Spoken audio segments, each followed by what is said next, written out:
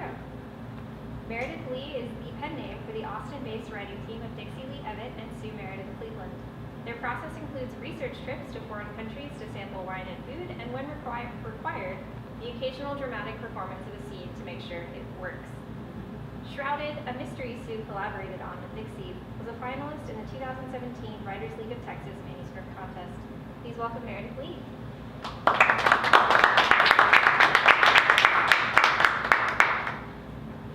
Thank you so much. This is so exciting for both of us. We thought about what to read to you, and we thought the best approach would be to introduce you to our character, Crispin, who is part of a three-part trilogy. And we're so blessed because the namesake for Crispin is here. This is our good friend, Crispin Ruiz, who allowed us to use her first name, which we fell in love with years ago as we fell in love with Crispin, to name our character. And we first meet Crispin in Shrouded, and she's a troubled, a little bit insecure, slightly paranoid graduate student. She goes to Rome and is immediately confronted with murder and mayhem, and unfortunately for her, but good for us, she is haunted by it. I think she's kind of a mayhem magnet. And one of the things about Crispin that we try to convey is she studies burial rituals. That's her passion. But she also has this relationship with death from an early childhood all through the three books that we're writing. So we thought the best way to introduce her to you was to maybe give you a couple of pieces from the books where she has this relationship with death and death rituals.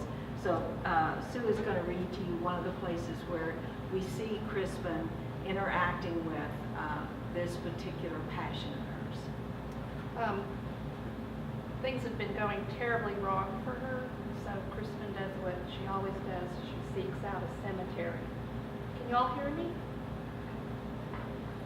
This is where it started, this fascination with the rituals of death.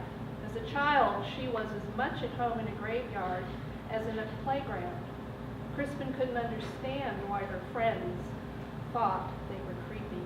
For Crispin, graves and graveyards were a tangible, earthbound connection to those who came before, those whose DNA soup made us who we are. That's where Crispin found signs of life and love in what others called dead places. It was also there that she could imagine her mother's soft voice in shadowed memories of long walks and secret talks. Her mother would hold her hand as they strolled in neat rows, reading the faded inscriptions out loud. Even now, Crispin could hear her voice. What does that say, little one? She knew the game well. Her mother was asking her to do more than simply recite the words on the stones. She wanted her to think about the question beneath the question. What does it say? Was her way of asking, what story does the grave tell you? Look carefully, little one. Use more than your ears, than your eyes. Use your mind. What do you see? What does it mean? Crispin would go through all the possibilities. Is it part of a cozy family plot? Or does it stand alone amidst strangers? How much is written on the marker about the person? Name, date of birth, date of death? Or is there more? Does it quote scripture, song, poem? Does it seem as if a loved one wrote the inscription? Are the words part of a fuller life story? Do they give shape to the life narrative, or do they hide it?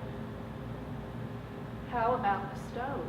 Its shape, its size? Is there an emblem, statue, or carving, or is it unadorned? Listen to everything.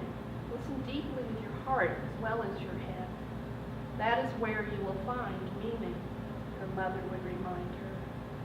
It was during these question games that Crispin came to appreciate how words alone don't tell a story.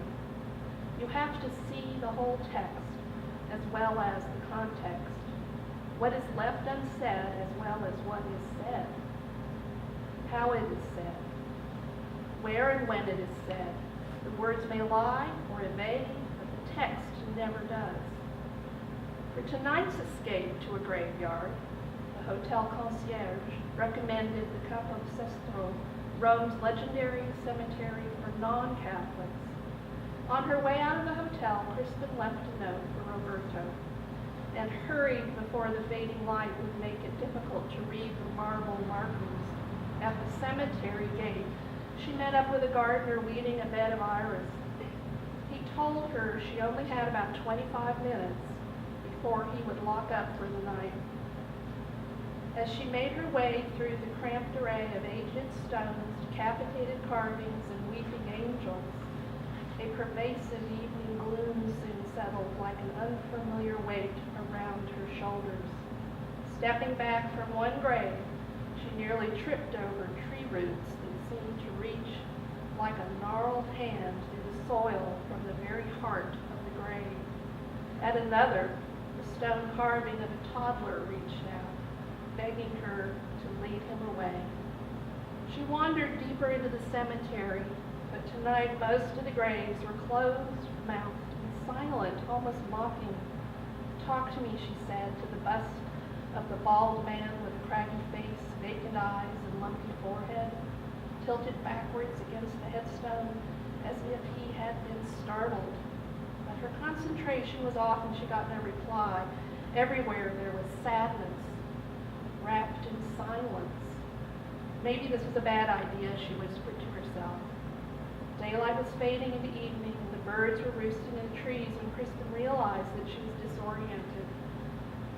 She began to work her way out when she spotted the iconic waist-high marble twin grave markers, one of which commemorated the burial place of the British poet John Keats. By then the light was so bad that she had to lean in close to read the famous inscription. "Here lies one whose name was writ in water." She tilted her head to reflect on the poet's final words when the snap of a twig alarmed the birds in the tree behind her. She ducked as they flew overhead. When all was silent again, she straightened back up just as something buzzed by her ear. She jerked around to see if anything else was going to fly by, but at first could see nothing moving except the gardener, who was pushing his mulch-laden wheelbarrow.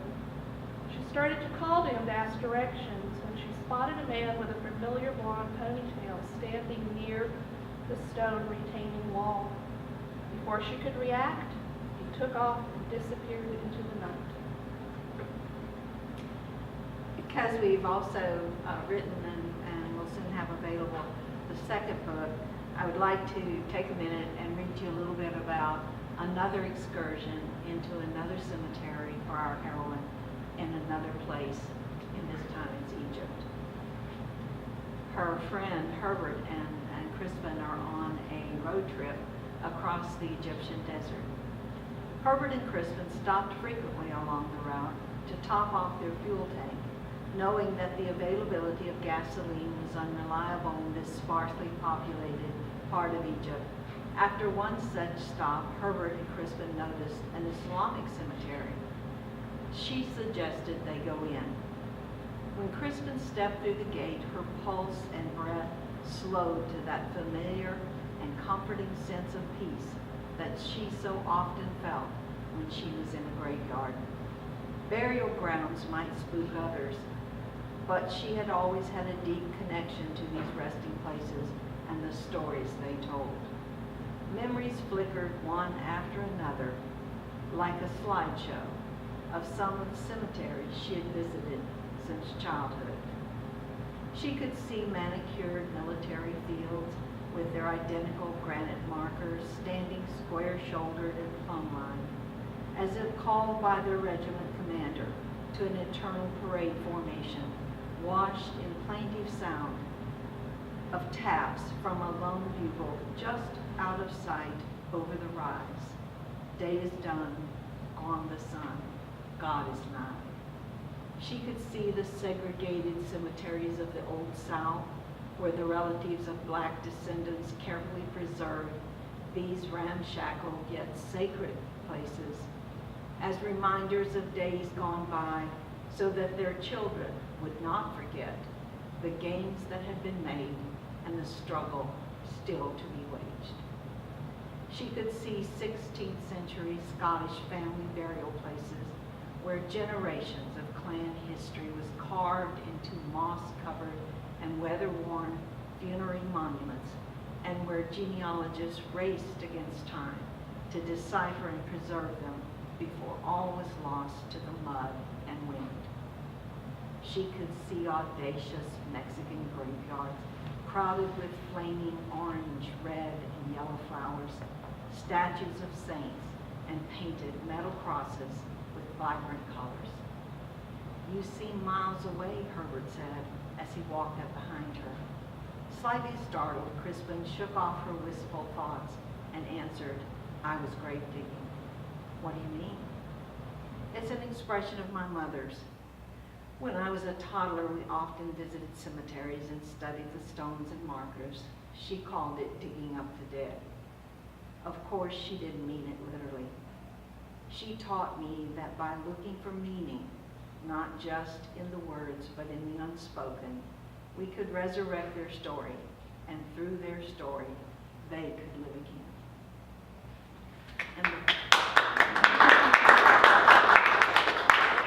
we appreciate it.